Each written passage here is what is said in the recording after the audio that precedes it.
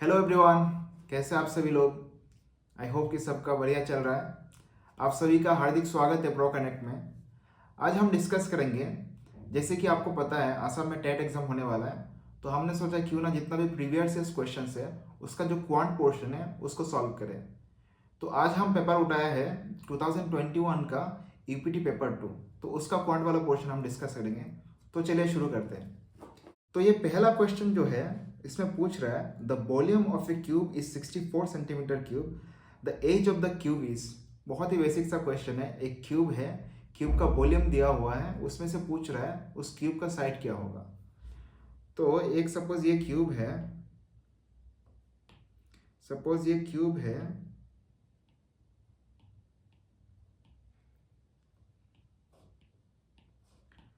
और क्यूब का आपको पता है जितना भी उसका 6 फेस होता है, तो सब फेसेस में अगर कोई भी साइड ए होता है तो सारा सारा जो साइड्स है वो बराबर होता है। तो अगर मैं उसका साइड को ए मान लेता हूँ तो वॉल्यूम ऑफ क्यूब क्या होता है?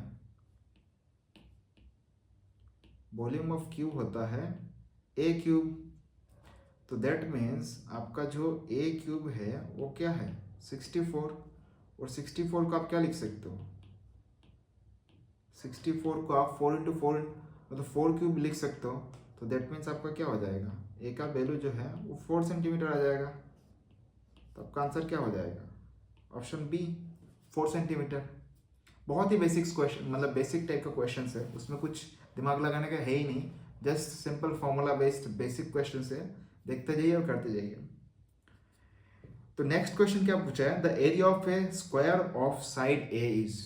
इससे सिंपल क्वेश्चन हो ही नहीं सकता। एक स्क्वायर है जिसका साइड है ए, उसका एरिया पूछा है, ठीक है। तो अगर मैं बोलूँ एक स्क्वायर है मेरे पास, suppose this is a square, suppose ये एक स्क्वायर है, उसका साइड क्या है? उसका साइड है ए, यही पूछा है ना। तो सब स्क्वायर का आपको पता है सारे साइड्स क्या होता है? बराबर होता है। उसका जो मेजर होता है वो बराबर का होता है। तो मतलब क्या हो जाएगा? ये साइड भी क्या हो जाएगा? ए होगा, ये भी ए होगा, और ये जो है वो भी ए होगा। और क्या पूछा है? Area of square. तो एरिया ऑफ स्क्वायर क्या होता है? Side into side. मतलब आपका साइड क्या है? ए है, तो ए स्क्वायर हो गया। सो ऑप्शन क्या होगा? Option B is your correct answer. देख रहे हैं आप क्वेश्चंस का लेवल? बहुत ही बेसिक, बहुत ही सिंपल क्वेश्चंस है। तो क्वांट के नाम में कुछ डरना ही नहीं है। नेक्स्ट क्वेश्चन क्या पूछ रहा है? The greatest two integer is what. Two integer कब से कहाँ से शुरू होता है? जो उसका जो स्मॉलेस्ट वैल्यू होता है वो होता है 10। 10 से शुरू होके 99 तक क्या होता है? जितना भी नंबर्स होता है सब 2 डिजिट नंबर होता है। तो उसमें से पूछा है कि कौन सा ग्रेटेस्ट नंबर है, तो ऑब्वियसली क्या होगा? 99 होगा। अब देखिए ना, 10 होता है, 10 से शुरू होता है 11, फिर ये कंटिन्यूसली चलता रहता है। आपका लास्ट में क्या आएगा? 98, 99। सो 99 इज योर करेक्ट, मतलब ग्रेटेस्ट 2 डिजिट नंबर आपका 99 हुआ ना। So option D is the correct answer. Next क्या पूछा है? Which of the following ratios is equivalent to 2:3। एक रेशियो दिया हुआ है, उसका इक्विवेलेंट रेशियो निकालने के लिए पूछा है। सिंपल सा है। तो कोई भी रेशियो का अगर आप इक्विवेलेंट रेशियो निकालना चाहते हो तो क्या करो? कोई एक फिक्स नंबर से वो पर्टिकुलर रेशियो को आइदर आप डिवाइड करो या मल्टीप्लाई करो। तो 2:3 है, अगर आप किसी भी नंबर से डिवाइड करोगे तो क्या हो जाएगा? फ्रैक्शंस में हो जाएगा। तो आप ऑब्वियसली क्या करोगे? उसको मल्टीप्लाई करोगे। तो हम 2:3 को देख लेते तो ऑप्शन के हिसाब से अगर मैं 2:3 से 2:3 को 2 से मल्टीप्लाई करूंगा तो क्या आएगा? 4:6। बट इस तरह का ऑप्शन नहीं है, तो मुझे दिख रहा है 3 से मल्टीप्लाई करना पड़ेगा। तो मेरा जो ओरिजिनल ये रेशियो है 2:3 है, तो उसका इक्विवेलेंट के लिए मैं अगर 3 से मल्टीप्लाई करता हूँ, ये सेम ही होता है। क्योंकि आप अगर देखो इधर से 3 कैंसिल आउट कर जाएगा ना, तो आपका जो ओरिजिनल रेशियो रहेगा 2:3 रहेगा। तो ये क्या हो जाएगा? 6:9। ये आपका कौन सा ऑप्शन आ रहा है? Option number C is your correct answer. बहुत ही लेवल क्या बोलूं, मतलब इससे इजी लेवल हो ही नहीं सकता। बहुत ही इजी लेवल क्वेश्चन है। तो अभी क्वेश्चन नंबर 5 में ये पूछ रहा है the common factor of 12 and 30 is. दो नंबर दिया हुआ है, उसमें से आपको क्या निकालना है? Common factor. तो ऐसा मतलब ये नहीं पूछा है कि हाईएस्ट कॉमन फैक्टर या लोएस्ट कॉमन फैक्टर, इस तरह का कुछ नहीं पूछा, सिर्फ कॉमन फैक्टर पूछा है। तो आपको ऑप्शंस में देखना पड़ेगा, पहले कॉमन फैक्टर्स निकालो कितना पॉसिबल कॉमन फैक्टर्स है, फिर देखिए कौन सा ऑप्शन से मैच हो रहा है। तो हम एक एक का देख लेंगे। तो सपोज 12 का क्या होगा, उसका फैक्टर्स क्या होगा, मतलब 12 कितने कौन कौन नंबर से डिवाइड होता है। सो 1 से होता है, 2 से होता है, 3 से भी जाता है, 4 and then we have 6 and finally 12 itself. ठीक है। तो अभी 30 की बात करूँ अगर, तो 30 क्या होगा, सेम 1 से जाएगा, 2 3 4 से कैंसिल आउट नहीं होगा, 5 then we have 6 7 8 10 15 and finally 30 वो खुद। अभी आप मैच करके देख लीजिए ऑप्शन के हिसाब से कौन सा मैच हो रहा है। तो उधर आप देखेंगे 6, ओके 6 इज मैचिंग, रेस्ट कुछ है, रेस्ट कुछ भी मैच नहीं हो रहा है, तो आपका 6 is correct answer. So option number A is your correct answer. तो इसी तरह से आप कॉमन फैक्टर निकालो। अगर आपको एलसीएम पूछता है या लोएस्ट कॉमन फैक्टर या हाईएस्ट कॉमन फैक्टर, तो उस टाइम आप एचसीएफ या एलसीएम जो हम लोग निकालते हैं उसको निकालेंगे। क्या पूछा है नेक्स्ट क्वेश्चन में, which of the following is a proper fraction. तो जो फ्रैक्शंस का टाइप होता है आपने पढ़ा होगा, प्रॉपर फ्रैक्शन या इम्प्रॉपर फ्रैक्शन। तो कोई भी फ्रैक्शन को हम क्या लिखते हैं, अब देखिए फ्रैक्शन जो होता है तो क्या होता है, ऊपर वाला जो नंबर रहता है उसका हम क्या बोलते हैं, न्यूमरेटर, और नीचे वाले को क्या बोलते हैं, डिनोमिनेटर। तो प्रॉपर फ्रैक्शन होने के लिए डेफिनेशन ये कहता है जो आपका न्यूमरेटर है उसका वैल्यू हमेशा डिनोमिनेटर से क्या होता है ना, होना चाहिए, छोटा होना चाहिए। मतलब आपका ये जो डिनोमिनेटर वैल्यू है वो हमेशा क्या होगा, न्यूमरेटर से बड़ा होगा। ठीक है। तो इधर ऑप्शन चेक कर लीजिए। तो पहला देखिए आपका न्यूमरेटर क्या है, 1 है और डिनोमिनेटर 2 है, तो पहला ऑप्शन ही मैच हो रहा है। बाकी आप सारे में देखिए, इसमें भी देखिए, इसमें भी देखिए, इसमें भी देखिए, सब में क्या है, आपका जो न्यूमरेटर है वो डिनोमिनेटर से क्या है, बड़ा है, तो वो क्या हो जाएगा, इम्प्रॉपर। बट आपको क्वेश्चन में क्या पूछा है, प्रॉपर फ्रैक्शन, तो option A is the correct answer. I hope clear है ये सब आपको। तो चलिए आगे क्वेश्चन चलते हैं। क्वेश्चन में क्या पूछा है, which of the following is an irrational number. तो अब नंबर सिस्टम को देखेंगे, जब हम नंबर्स को डिवाइड करते हैं तो रियल नंबर्स दो टाइप के होते हैं, rational numbers and irrational numbers. तो इरेशनल नंबर आपको समझने के लिए आपको सबसे पहले रैशनल नंबर समझना पड़ेगा। तो रैशनल नंबर क्या कहते हैं, रैशनल नंबर क्या कहता है,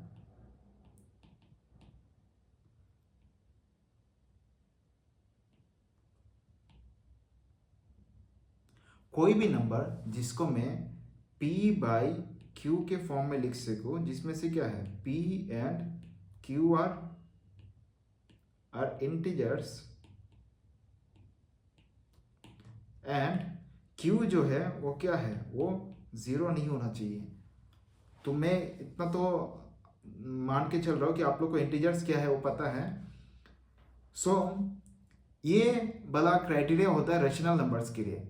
अगर ये क्राइटेरिया फॉलो नहीं करता है तो नंबर को हम क्या बोलेंगे, इरेशनल नंबर। तो आप ऑप्शंस देख लीजिए। √2 को ना, √2 को जब मैं वैल्यू निकालूंगा वो एक डेसिमल में वैल्यू आएगा जो कंटिन्यूसली चलता जाएगा। तो उसको मैं क्या लिख सकता हूँ, p बाई क्यू के फॉर्म में नहीं लिख सकता, जिसमें से p और q क्या होगा, इंटीजर्स होगा। बट बाकी ऑप्शन आप देख लीजिए। √4 को मैं क्या लिख सकता हूँ, इधर क्या आएगा आपका +2 या -2, जिसको दोनों को मैं क्या लिख सकता हूँ, बाई 1 करके। दोनों में से ऊपर वाला भी क्या है, इंटीजर है, नीचे वाला भी इंटीजर है, तो ये क्या हो रहा है, ये रैशनल नंबर हो रहा है। सिमिलरली मैं √9 को भी क्या लिख सकता हूँ, +-3 आ जाएगा, जिसको मैं ऐसा लिख सकता हूँ ना, बाई 1, ये भी एक रैशनल नंबर हो रहा है। ऑप्शन नंबर डी देखिए, 12/3 है, उसका अगर आप कैंसिल आउट करोगे तो आपका आ रहा है √4, जो इधर देख रहे हो उसको भी हम क्या कर सकता हूँ, p/q के फॉर्म में लिख सकता हूँ। तो ये तीनों ऑप्शन क्या हो रहा है, आपका रैशनल नंबर हो रहा है। तो ओनली ऑप्शन जो रैशनल नंबर नहीं हो रहा है that is option A. So option A is your correct answer. I hope आपको समझ आया होगा। तो चलिए आगे देखते हैं। क्वेश्चन नंबर 8 क्या पूछा है, the degree of polynomial this, ये इक्वेशन है, एक एक्सप्रेशन है जिसका डिग्री पूछा है। ये जो आपका जो जितना भी क्वाड्रेटिक इक्वेशन होता है या क्या बोले उसको लीनियर इक्वेशंस होता है, तो किसी भी इक्वेशन का डिग्री निकालना है, आप देखिए जो आपका वेरिएबल है वो वेरिएबल का हाईएस्ट पावर कितना है। तो ये जो एक ही वेरिएबल का ये इक्वेशन है, बट उसका जो x का अगर आप डिग्री निकालना चाहते हैं ना, उसका पावर मैक्सिमम पावर देखो, तो मैक्सिमम पावर इधर क्या आ रहा है, x का मैक्सिमम पावर क्या आ रहा है आपका, x का मैक्सिमम पावर 3 है, सो डिग्री इज 3। तो कोई भी डिग्री ऑफ ए पॉलिनोमियल, आप ऐसा लिख सकते हो ना, degree of a polynomial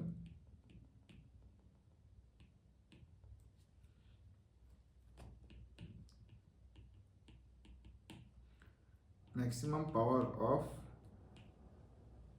variable या हाईएस्ट पावर बोले दीजिए। ठीक है, बहुत ही बेसिक, बहुत ही सिंपल। चलिए अगला क्वेश्चन क्या बोला है, any point on the line x is equal to y is of the form.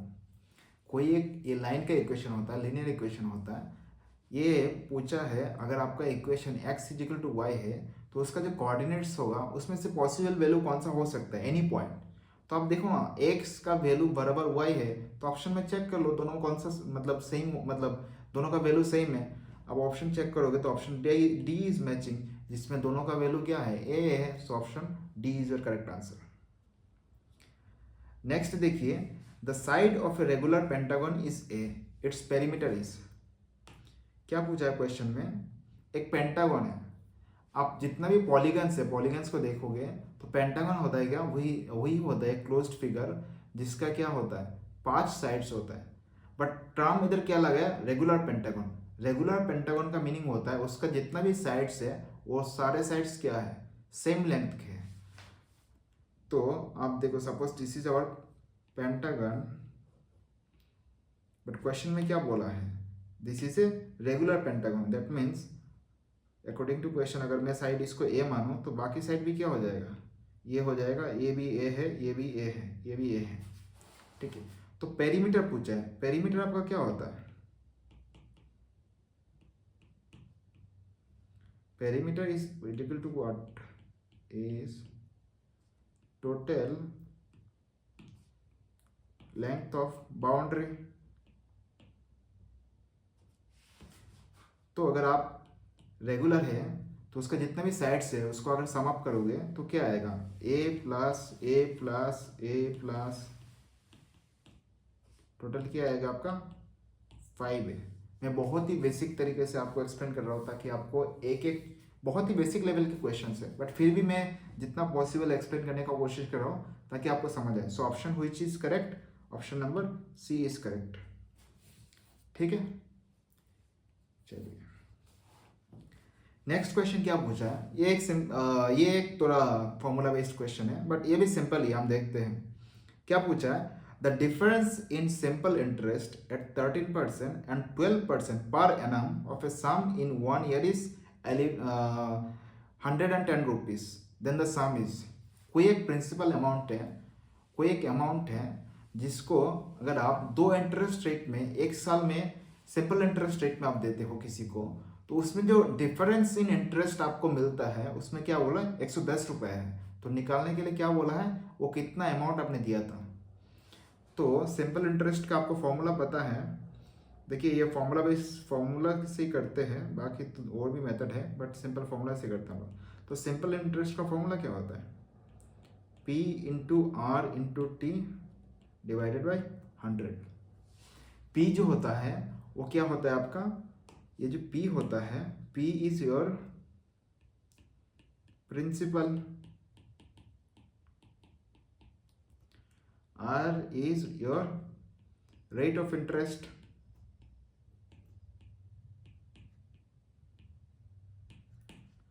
and T is time।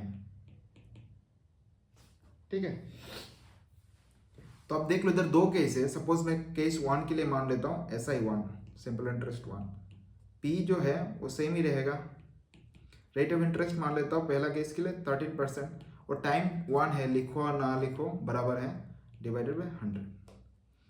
Case 2 में क्या बोल रहा है, केस 2 में देखो आपका प्रिंसिपल अमाउंट तो सेम ही रहेगा ना, अमाउंट तो दोनों केस में सेम है, तो इसमें भी P रहेगा। और इंटरेस्ट रेट अभी चेंज होकर क्या हो गया 12%, टाइम आपका 1 है 100। तो ये जो सिंपल इंटरेस्ट 1 है और सिंपल इंटरेस्ट 2 है, इन दोनों का डिफरेंस कितना है आपका 110 रुपीज। तो अकॉर्डिंग टू क्वेश्चन आपका क्या बोल रहा है, ये है 110 रुपीज। तो आप देखोगे P इंटू 13, यही है ना आपका SI1 का वैल्यू।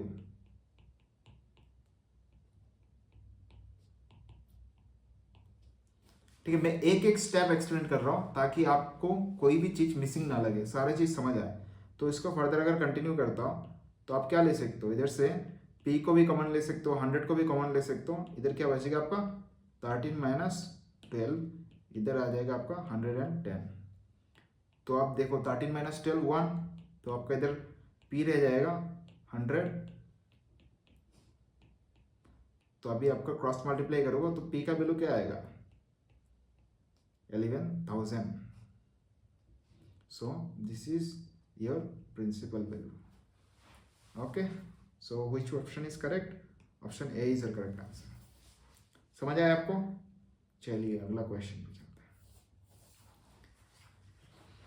अभी क्या पूछा है, a man buys an article for ₹27.5 and sell it for ₹28.6, his gain percentage is.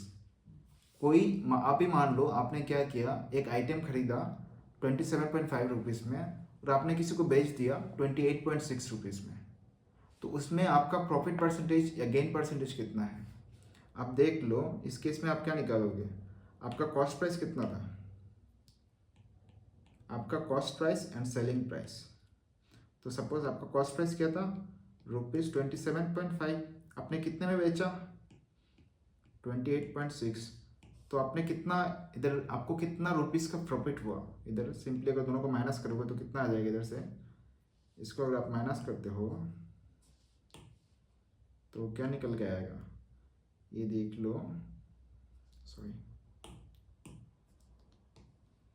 तो 6 माइनस 5 1 आपका, फिर ये 1.10, यही हो रहा है आपका डिफरेंस पॉजिटिव में। तो प्रॉफिट परसेंट आपको क्या बोलता है, प्रॉफिट या गेन परसेंटेज निकालने के लिए आपको क्या बोलता है, आपका क्या बोलता है, वही चीज़ मैंने इधर लिखा था, SP minus CP। SP for selling price, CP for cost price, और आपका बेस में क्या रहता है कॉस्ट प्राइस। तो इन दोनों का डिफरेंस आपको क्या मिला, इन दोनों का डिफरेंस मिला आपको 1.1, और आपका कॉस्ट प्राइस क्या है, इधर आपका 100 आ जाएगा, परसेंटेज में निकाल रहे हो ना आप। तो आपका कॉस्ट प्राइस क्या है 27.5 इंटू 100। ठीक, तो डेसिमल देखो, ऊपर भी डेसिमल है, मतलब एक प्लेस के बाद, नीचे भी एक प्लेस के बाद डेसिमल है। तो इस क्या आ जाएगा आपका 11/275 इंटू 100। इसको अगर कंटिन्यू करता हूँ तो क्या आ जाएगा, अगर आप कैंसिल आउट करोगे तो 25 से कैंसिल आउट होगा, 4 इंटू 25। इसको अगर आप कैंसिल आउट करोगे 11 से आएगा, और 11 कैंसिल आउट हो जाएगा, तो टोटल आपका कितना बच रहा है 4% बच रहा है। सो this is your final answer, जितना आपको प्रॉफिट हुआ। सो option D is the correct answer. Got it? चलिए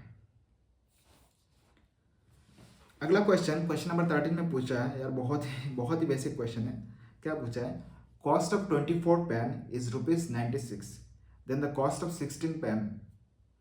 कोई एक सेट है जिसमें क्या बोला है, सेट ऑफ पेन है 24 पेन का प्राइस क्या है 96 रुपीज़। तो आपको निकालने के लिए क्या बोला है 16 पेन्स का प्राइस कितना होगा।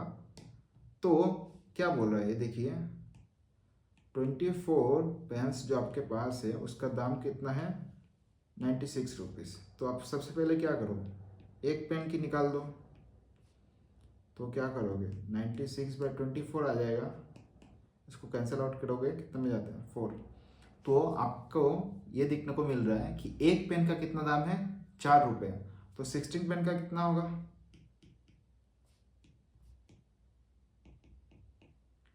मतलब ₹64। सो 64 is the correct answer, option D.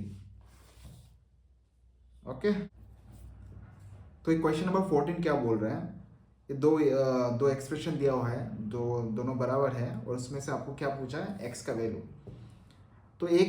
तो ये कर सकते हो कि आप जितना भी ऑप्शन है ना, उसको ऑप्शन में एक्स का वैल्यू पुट कर लो और आपको मिल जाएगा कि कौन सा मैच हो रहा है, तो उस केस में आपका आंसर हो जाएगा। बाकी और एक कंसेप्ट होता है, कोई भी फ्रैक्शन अगर क्या हो रहा है, सपोज मान लीजिए आपके पास एक फ्रैक्शन है 2/3 जिसका पावर है दिस वन, और आप क्या करना चाहते हो, उसको आप उसका जो न्यूमरेटर और डिनोमिनेटर है उसको आप इंटरचेंज करना चाहते हो, मतलब 2 को नीचे लाना चाहते हो और 3 को ऊपर, तो उस केस में क्या आ जाएगा, आपका जो पावर है उसका साइन आ जाएगा नेगेटिव।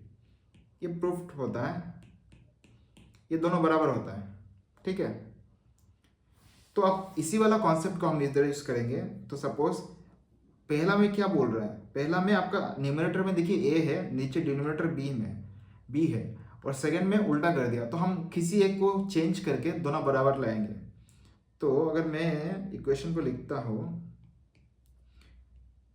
जैसे मैंने आपको समझाया, तो x-1 को ऐसे रहने देता हूँ, और इधर मैं चेंज कर लूँगा a/b पावर x-3। बट ये तो x-3 तो इनिशियल में था, बट मैं चेंज किया तो अभी नेगेटिव साइन देना पड़ेगा ना, तो नेगेटिव साइन देना पड़ेगा। सो ये, तो अगला स्टेप मेरा क्या होगा,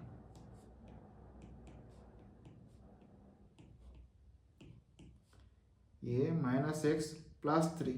आप देखो आपका बेस जो है वो सेम है, बेस क्या है a/b, इधर भी बेस क्या है a/b, और पावर जो है वो अलग अलग है, but since your base is same तो आपका पावर भी क्या होगा, वो सेम होगा।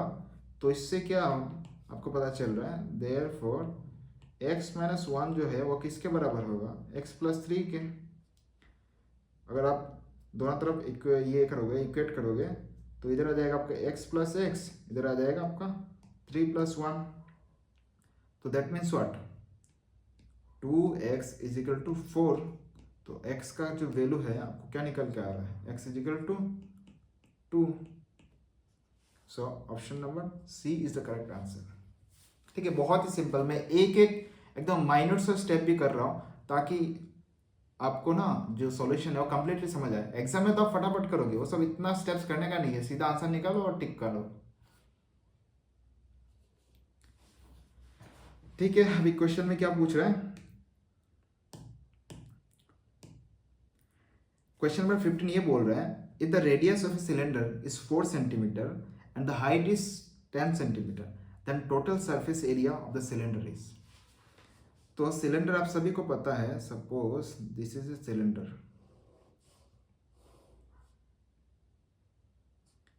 Suppose this is a cylinder, okay. ये सिलेंडर का क्या पूछा है, टोटल सरफेस एरिया, और दिया क्या हुआ है आपके पास, रेडियस दिया हुआ है और हाइट दिया हुआ है। ठीक है, हाइट कितना दिया है 10 सेंटीमीटर, और रेडियस कितना दिया है 4 सेंटीमीटर। ठीक है,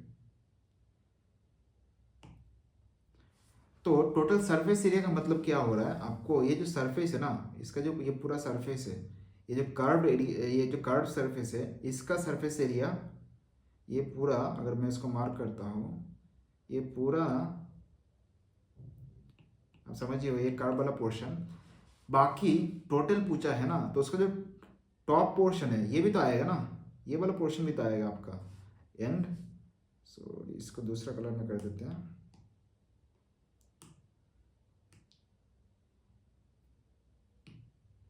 तो टॉप पोर्शन ये वाला भी तो आ रहा है आपका, एंड बॉटम में जो ये है ये वाला पोर्शन भी आ रहा है आपका।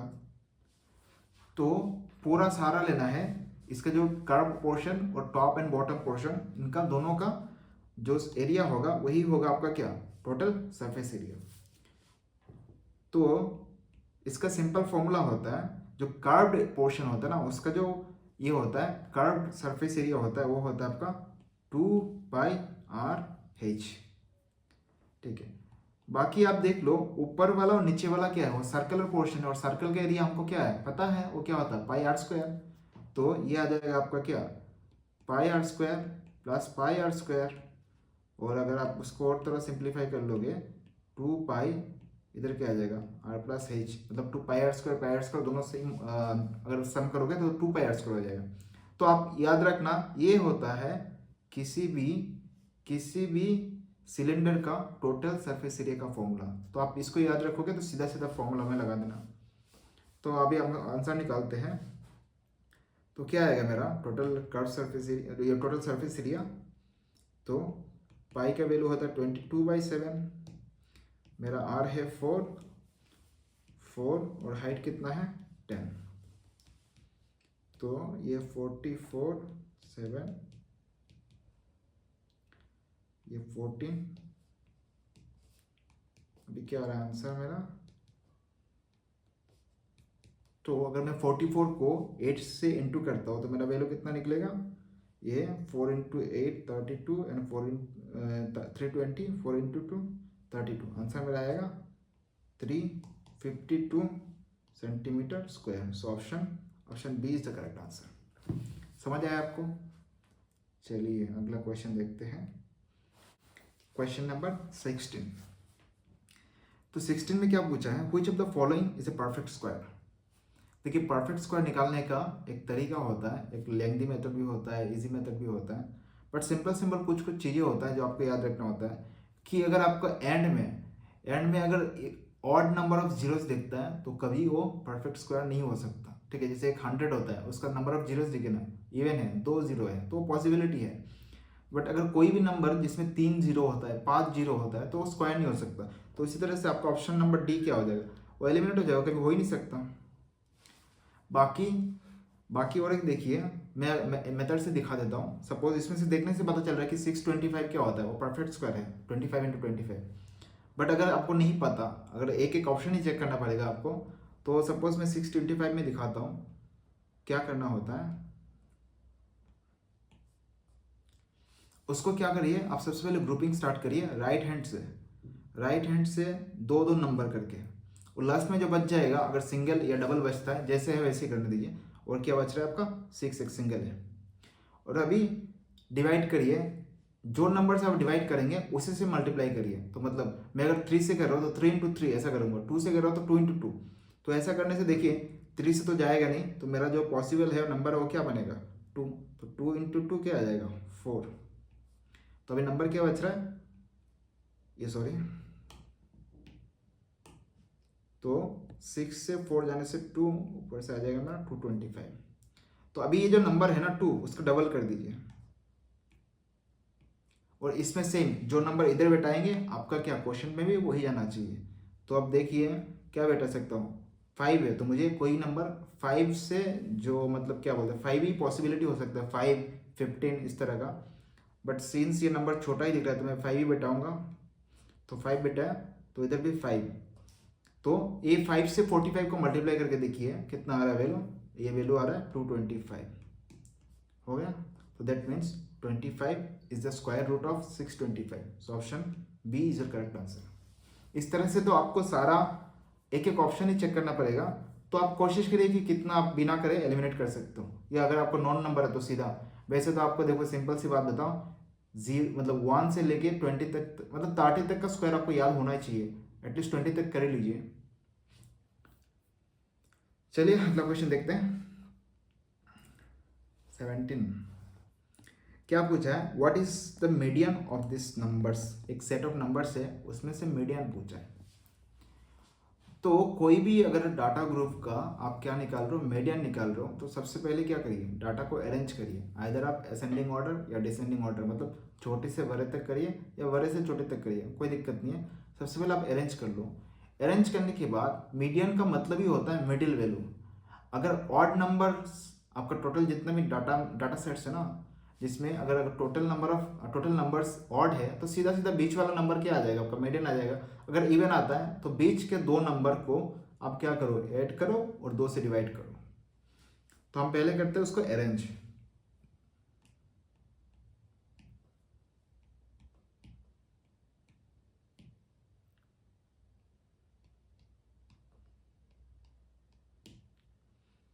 तो अभी देखिए इधर 5 नंबर है, तो इधर क्या है ऑड नंबर से, तो मेरे को बीच में एक नंबर ही मिलेगा। तो ये दो स्टार्टिंग के हो गए, ये दो एंड के हो गए, बीच में मेरे को क्या मिल रहा है 12. So 12 is the median of this data set. So option number B is the correct answer. Okay, चलिए ये क्वेश्चन क्या पूछा है, question number 18. Which of the following can not be sides of a right triangle, right angle triangle जिसकी बात करते हैं. तो सबसे पहले आपको पता होना चाहिए राइट एंगल ट्रायंगल क्या होता है, उसमें क्या प्रॉपर्टीज होता है. तो सपोज मैं एक राइट एंगल ट्रायंगल अगर ड्रॉ करता हूं,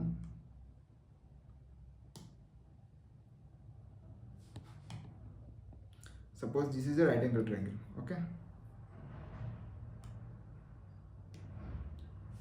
तो राइट एंगल ट्रायंगल का ये जो एंगल होता है, ये एंगल क्या है 90 डिग्री है. ठीक है, सपोज ये एंगल मान लीजिए A B C.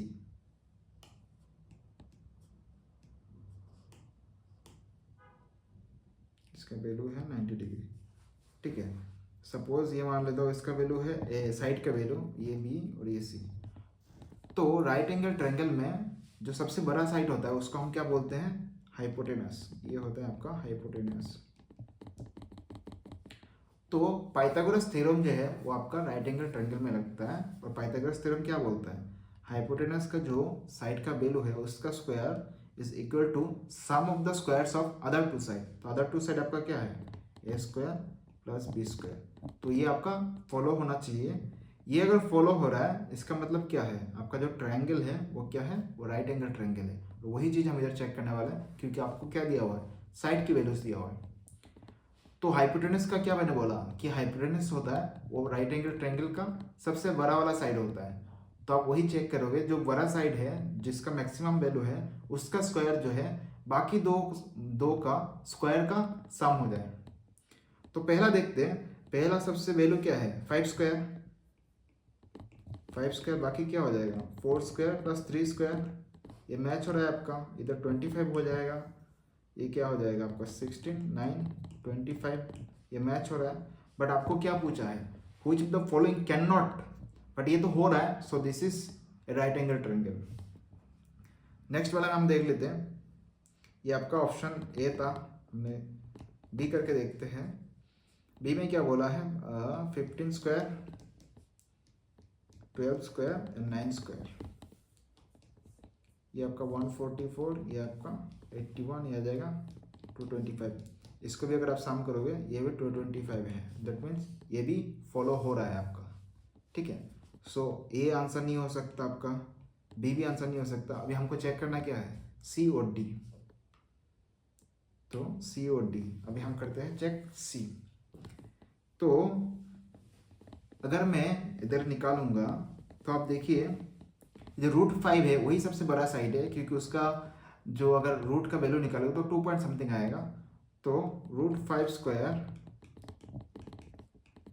2 square plus 1 square. तो ये 4 आ गया, इधर ये आ गया, इधर क्या आ जाएगा आपका 5. तो इधर भी 5, मतलब ये भी मैच हो रहा है. That means it is also right angle triangle. But मेरे को क्वेश्चन में क्या पूछा है कि कौन सा राइट एंगल ट्रायंगल नहीं होगा. तो दैट मीन्स ये भी आंसर नहीं होगा. तो पहला तीनों नहीं हुआ तो ऑटोमेटिकली मुझे चौथा चेक करने की जरूरत नहीं है. So option will be option D is the correct answer. बाकी अगर आप करना चाहते हो करके देख लेना, बट एग्जाम में आंसर निकलने से मतलब है. You don't to prove anything, किसी को कुछ प्रूव करने की जरूरत नहीं है. आंसर निकालो, टिक मारो. Okay, question number 19. ये क्वेश्चन थोड़ा अच्छा खासा क्वेश्चन है, ठीक ठाक क्वेश्चन है. क्या पूछा है, the greatest number of 4 digits which is divisible by 15 25 40 and 75. अगर ऐसा क्वेश्चन आता है, कोई 3-4 नंबर आपको दे देता है और उससे हाईएस्ट या लोएस्ट जो भी बोलता है कि कौन सा डिविजिबल है, तो आप सबसे पहले क्या करो, वो जितना भी नंबर्स है उसका निकालो आप एलसीएम. तो आई होप आप सभी को एलसीएम निकालना आता है. नहीं आता है तो देख लीजिए मैं कैसे निकाल रहा हूँ. तो क्या नंबर्स हैं, ये नंबर्स हैं, दिस आर द नंबर्स. तो मैं निकालूंगा इनका एलसीएम 15 25 40 एंड 75. मैं अगर एलसीएम निकालता हूँ तो ये क्या 5 से जाएगा डिवाइड,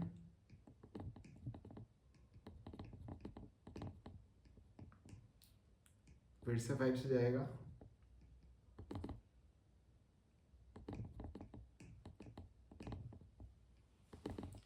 बाकी वर्ग जाएगा 3 से। ठीक है, तो एलसीएम जो होगा इतना नंबर्स का क्या होगा आपका 5 इंटू 5 इंटू 3 इंटू 8। तो 5 इंटू 5 आपका हो जाएगा 25 और 3 इंटू 25 होगा आपका 75 इंटू 8। 75 इंटू 8 को अगर मैं निकालता हूँ आपका क्या आ जाएगा, वो आ जाएगा 600। ठीक है, तो एलसीएम जो हो गया अभी 600 हो गया। तो ये क्वेश्चन करने के लिए आप देखना ये स्टेप्स सेम ही रहता है, ये इंपॉर्टेंट है ये वाला, इस तरह का भी पूछता है। ये मेथड में कैसे करो देख लेना। तो सबसे हाईएस्ट जो 4 डिजिट नंबर होता है या जिसका मैक्सिमम वैल्यू होता है 4 डिजिट नंबर, उसका वैल्यू क्या होगा, ऑब्वियसली ये 999। तो आप क्या करो, ये नंबर का जो जितने भी नंबर से जितना उसका एलसीएम आया उससे करो आप ये हाईएस्ट 4 डिजिट नंबर को डिवाइड। तो हम क्या करेंगे 600 से करने वाले हैं ये इसको डिवाइड। तो आपका इससे तो जाने वाला है नहीं ये, तो नीचे लेके आ गए हम 9 को। अभी फिर से 600 से करेंगे तो ये जाएगा 6 टाइम्स। आपका रिमाइंडर कितना रह रहा है, तो आपका रिमाइंडर जो है वो बच रहा है कितना 399। तो ये हाईएस्ट नंबर जो डिविजिबल होगा इतने नंबर से उसको निकालने के लिए आप क्या करो, वो जो मतलब रिक्वायर्ड नंबर जो है, रिक्वायर्ड नंबर आपका क्या करो हाईएस्ट 4 डिजिट नंबर से रिमाइंडर को करो माइनस। तो आपका क्या आ जाएगा 0 0, 9 से 3 जाने से 6 9। So this is the required number जो ये इतने नंबर से डिविजिबल होगा। So option C is the correct answer. Clear है, सिंपल है, आई होप आप सभी को समझ आ रहा है। चलिए आगे देखते हैं। The coordinates of the origin are, यार इससे सिंपल क्वेश्चन क्या ही हो सकता है ना। तो आप कोऑर्डिनेट ज्योमेट्री अगर देखेंगे, कोऑर्डिनेट ज्योमेट्री जो कार्टेशियन प्लेन होता है तो इस तरह से होता है ना आपका, ये आपका हो जाता है एक्स एक्सिस, ये हो जाता है आपका वाई एक्सिस, और इसको हम क्या बोलते हैं, इसी को बोलते हैं ओरिजिन ओ। और ओरिजिन का जो कोऑर्डिनेट्स होता है उसमें एक्स का वैल्यू भी 0 होता है, वाई का वैल्यू भी 0 होता है। So option A is the correct answer. समझ आया यार, ये तो सब तो लॉटरी वाला क्वेश्चन है, बहुत ही सिंपल। नेक्स्ट 21 में क्या पूछा है, एक सिंपल मल्टीप्लिकेशन दिया बट इसमें ऐड कर दिया डेसिमल पॉइंट। तो डेसिमल का मल्टीप्लिकेशन में रूल क्या होता है, दोनों में कंबाइन कर दो, जितना भी है 2 3 4 जितना भी है आप मल्टीप्लाई करो नॉर्मल की तरह, और जितना भी टोटल डेसिमल पॉइंट्स है उतना ही डेसिमल पॉइंट्स फाइनल नंबर में आप लिख दो। तो इसको मैं अगर सॉल्व करूंगा तो क्या होगा, मैं नॉर्मली पहले मल्टीप्लाई कर दूंगा, 8 इंटू 9 जा कितना हो जाएगा मेरा 72। बट पहला नंबर में क्या कितना है, डेसिमल के बाद 1 प्लेसेस है, और दूसरे नंबर में कितना है, डेसिमल के बाद 3 प्लेसेस है। तो टोटल मेरा फाइनल में क्या होना चाहिए, डेसिमल के बाद 4 प्लेसेस। तो 2 तो ऑलरेडी हो गया, तो 4 बनाने के लिए मैं क्या करूँगा 2 0 सामने डाल दूंगा। सो this is my final product, option D is the correct answer. ठीक है, क्लियर है, ओके आगे बढ़ते हैं। ये वाला क्वेश्चन क्या पूछा है, root 8 by root 2 is what, इसका वैल्यू कितना होगा, क्वेश्चन नंबर 23 में। तो आप उसको क्या करोगे सॉल्व करते टाइम, तो इसको आप ऐसे भी लिख सकते हो ना, ठीक है यही है ना आपका क्वेश्चन। तो उसको आप पूरा रूट को अंडर ले लो, ऐसे लिख सकते हो, 4 आ जाएगा रूट 4 का वैल्यू क्या होता है प्लस माइनस 2। तो ऑप्शन में क्या है, ऑप्शन में सिर्फ प्लस दिया है। So option A is the correct answer. ठीक है, चलिए अगला क्वेश्चन क्या बोल रहा है, how many elements are there in a triangle. यार बहुत ही सिंपल है, एक ट्रायंगल है, ट्रायंगल का कितना एलिमेंट होता है,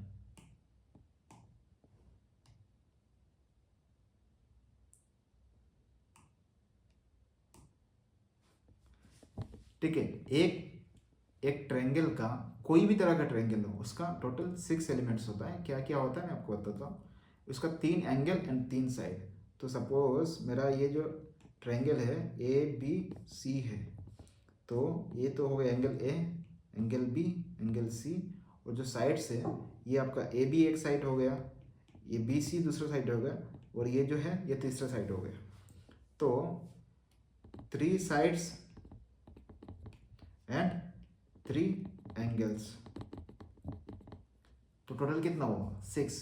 तो कोई भी ट्रायंगल का 6 एलिमेंट्स होता है। Option D is the correct answer. Clear है?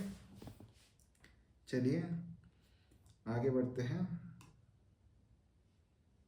इसमें क्या पूछा है, एक इक्वेशन दिया हुआ है, सिंपल बडमास रूल है, और इसमें पूछा है इस इक्वेशन का वैल्यू क्या होगा। तो बडमास रूल में ये बोलता है ब्रैकेट का अंदर वाला जितना भी नंबर्स या इक्वेशन है उसको पहले निपटाओ। तो इधर पहला फर्स्ट ब्रैकेट ही दिया हुआ है, तो हम उसी तरह से सॉल्व करेंगे। तो 27 डिवाइडेड बाय, तो 9 को मैं 3 से अगर डिवाइड करूंगा तो क्या आएगा 3 आएगा, और 3 को 27 से जब डिवाइड करूंगा तो 9 आ जाएगा। आंसर 9। क्या option number C. Good, okay, well and good. आगे बढ़ते हैं। क्या पूछा है क्वेश्चन नंबर 26 में, the sum of the measures of two complementary angle is. तो एक कॉन्सेप्ट होता है, कोई भी दो एंगल का सम अगर 90 डिग्री होता है तो उसको हम क्या बोलते हैं, this angles are complement to each other, complementary to each other. मतलब अगर अल्फा एक एंगल है, बीटा और एक एंगल है, दोनों का सम 90 डिग्री होता है, तो अल्फा का जो कंप्लीमेंट्री एंगल होगा वो बीटा होगा, और बीटा का जो कंप्लीमेंट्री एंगल होगा वो अल्फा होगा। तो कोई भी दो कंप्लीमेंट्री एंगल्स का सम हमेशा क्या होता है 90 डिग्री होता है। तो आपका ऑप्शन क्या हो जाएगा, D is the correct answer.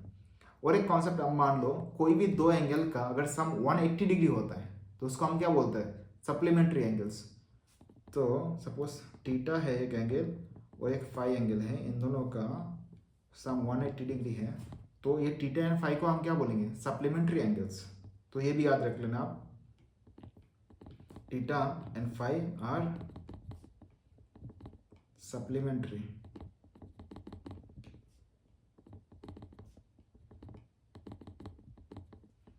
इसमें हम क्या बोलेंगे, alpha and beta are complementary angles.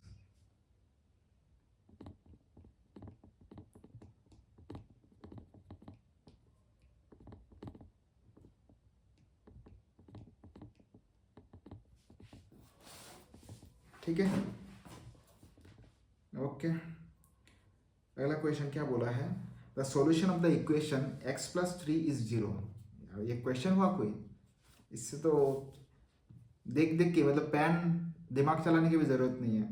तो इसको हम क्या लिखेंगे, x is equal to 0 minus 3 और -3। Option B is the correct answer. ठीक है, अगला question, the mean of the numbers 10, 20, 30 and 40। कोई भी सेट ऑफ नंबर्स का अगर आपको मीन निकालना है तो आप क्या करोगे, मीन का मतलब ही क्या होता है, एवरेज, अरिथमेटिक एवरेज। उस नंबर को ऐड करिए और जितना टोटल नंबर से उससे करिए डिवाइड। तो एवरेज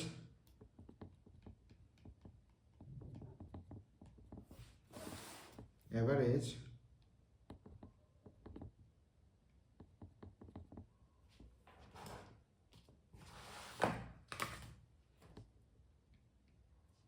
एवरेज और मीन क्या आएगा आपका, टोटल सम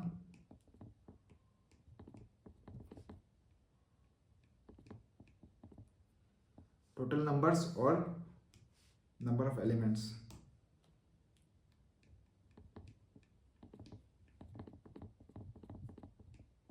ठीक है, तो यह टोटल सम मेरा कितना हो जाएगा, 10 प्लस 20 प्लस 30 प्लस 40, और कितना नंबर है, 4 नंबर है, ऊपर कितना हो जाएगा 13 टू 40 70, 17 और 20 90, और ये हो जाएगा 100, और ये 4 मैं करूँगा कैंसिल आउट तो कितना आ जाएगा 25। 25 is the correct answer, option B. 29 क्या है? The exponential form of 625। Exponential form मतलब आप कितने की पावर में लिख सकते हो, तो ऑप्शन ही देख लो कैसे कर सकते हैं, किस मतलब किस तरह से पूछा है। तो 625 को पूछा है इन टर्म्स ऑफ 5। तो 625 आप ऐसे लिख सकते हो ना, 625 हमको क्या पता रहता है, 5 इंटू मतलब 25 इंटू 25, 25 इंटू मतलब 25 का स्क्वायर ही होता ना, और हम 25 को क्या लिख सकते हैं, 5 इंटू 5 ऐसे लिख सकते हैं ना। मैं एकदम बहुत बेसिक तरह से एक्सप्लेन कर रहा हूँ। और अगर आपको इस तरह से नहीं करना, ऑप्शन वेरिफिकेशन कर लो, बट ज़रूरत नहीं है यार, बहुत ही सिंपल सा क्वेश्चन है। तो 5 कितने टाइम्स है, 4 टाइम्स, तो 5 power 4 is the answer, option number C. ठीक है, चलिए हम आ गए अभी लास्ट क्वेश्चन में। तो लास्ट क्वेश्चन में क्या पूछा है, how many terms are there in the expression. कोई भी अगर एक्सप्रेशन है ना, तो एक्सप्रेशन का जो एक सिंगल एंटिटी होता है उसको हम बोलते हैं टर्म बोलते हैं। उसमें नंबर ऑफ वेरिएबल्स अलग अलग 4-5 भी वेरिएबल्स होता है, या कांस्टेंट भी बहुत सारा होता है, तो उसको हम क्या बोलेंगे, एक ही सिंगल टर्म ही बोलेंगे। तो इस एक्सप्रेशन में क्या है, एक सिंगल, ये जो एक्सप्रेशन है उसमें एक सिंगल टर्म ही है, option B is the correct answer. मैं और एक्सप्लेन करता हूँ। सपोज मान लीजिए मेरे पास एक एक्सप्रेशन है, a x square y plus b x y z plus d y plus c is equal to 0। या मतलब ये है क्या बोलते हैं, एक एक्सप्रेशन है, इक्वेशन ही बनाता हूँ। तो उसमें क्या होगा, ये जो है पूरा एक एंटिटी, ये जो है एक एंटिटी, ये वो सब क्या है, अपने में एक एक टर्म्स है, दिस ऑल आर टर्म्स। और टर्म्स के अंदर देखिए क्या है, ये जो ए है ये आपका कांस्टेंट है, और ये जो एक्स और वाई है वो क्या है, वेरिएबल्स है। तो टर्म्स में क्या हो सकता है, बहुत सारे वेरिएबल्स हो सकता है, कांस्टेंट भी हो सकता है, बट अगर वो एक साथ आ रहे हो तो that is a single term. तो इस केस में ये एक्सप्रेशन में कितना होगा, 1 2 3 4 4 टर्म्स है, बट आपका क्वेश्चन में देखिए ना एक ही है, so single term, so option B is the correct answer. तो आज के लिए इतना ही था, मतलब इस क्वेश्चन पेपर में इतना ही पूछा गया था। बहुत ही लेवल जो था बहुत ही सिंपल लेवल था, आप आराम से कर सकते हो। तो आई होप आपको अच्छा लगा होगा, कुछ हेल्प हुआ होगा हमारा इस इनिशिएटिव से। तो अगर आपको अच्छा लगा है तो please do subscribe and listen to our videos. हम अगले क्लास में आपको जो बाकी क्वेश्चंस पेपर है उसको कवर करने की कोशिश करेंगे। तो stay tuned and try to listen all this videos. तो उम्मीद करते हैं कि आपको अच्छा लगा होगा। Okay, bye, take care, good luck.